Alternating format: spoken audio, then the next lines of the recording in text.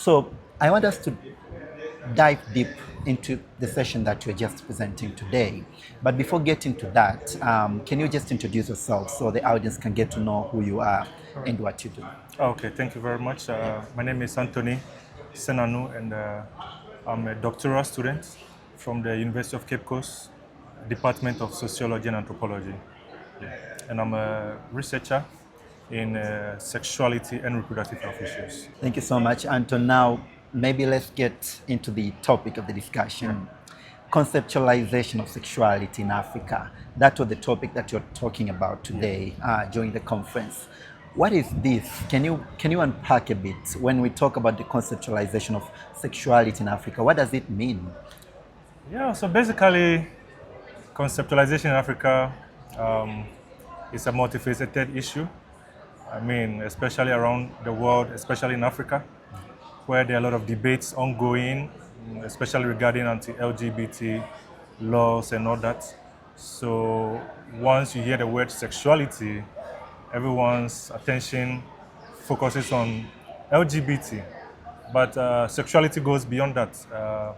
Sexuality also encompasses sexual and reproductive health issues of individuals. So basically what our session sought to do was to kind of unpack that conceptualization of sexuality and how that discourse, is ongoing within the subregion. So basically that's what the session was about. So apart from the LGBT issues, talking about sexuality in the African continent is quite sensitive.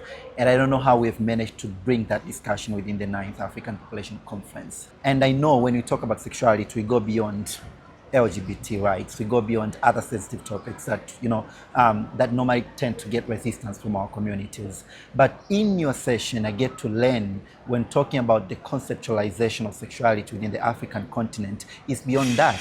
It's about learning the norms, learning the tradition, learning the beliefs of the people within the African continent, and how does that influence their sexuality and their sexual well-being, their sexual lives. You spoke about rights of peoples living with disabilities, people with disabilities. You also spoke about issues around female genital mutilation. You spoke about sexual violence and just violence among women who are married in Nigeria. How does that link to sexuality? Female genital mutilation, as you rightly said, and basically this has been a cultural practice among certain groups within the sub-region, and of course, as the name tells it, it involves the removal of the clitoris, and mostly the notion behind that is to kind of tame the woman per se. The perception is that the lady or the young girl might be promiscuous, so that is carried out to kind of tame her and tame her sexual pleasure and all that. So, that has implications on the reproductive health of the woman. If women are not able to have a fulfilling sexual life, that is not right.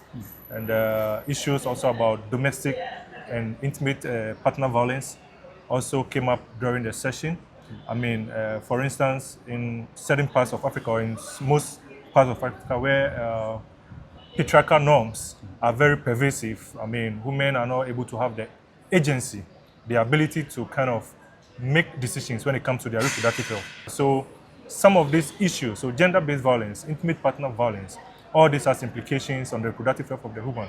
If a woman cannot willingly have access to, contraceptive, that has implications on her sexual health. Let's not forget that sexuality goes beyond sex. It encompasses people's preferences, orientation, and all that. So, when looking at issues of sexuality, we need to look at it holistically, because reproductive health is also an important aspect of sexuality, and agency, sexual agency is very key. So what's the way forward now? Which direction are we taking as an African continent in shaping the narratives around sexuality concepts and linking it to better reproductive health outcomes? So we need to kind of appreciate the cultural context within which we find ourselves. So for policymakers and stakeholders who want to kind of look at issues of reproductive health, they need to pay close attention to the cultural context within which these practices are taking place, because when you don't understand the culture of the people, anything any kind of alleviation or program you want to put in place might not work out because the people are used to that practice. So we first of all need to pay close attention to that.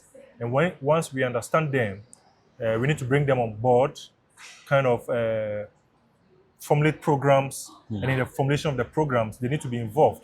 So that, it becomes more of from the perspective of the individual who will be the beneficiary of that program. And also, as a team of the APC is saying, we need to leverage on the human capital of the African. We need to leverage on all this because health, as the WHO describes it, encompasses physical, emotional, sexual, and all that. And once we want to leverage on that, sexual health is also very important because it contributes to the overall well-being and health of the individual. So we need to also leverage on that, see what we can do to address some of these challenges that persons with disabilities are facing, individuals in environments where FGM is being practiced, domestic violence issues. We need to pay close attention to some of these issues.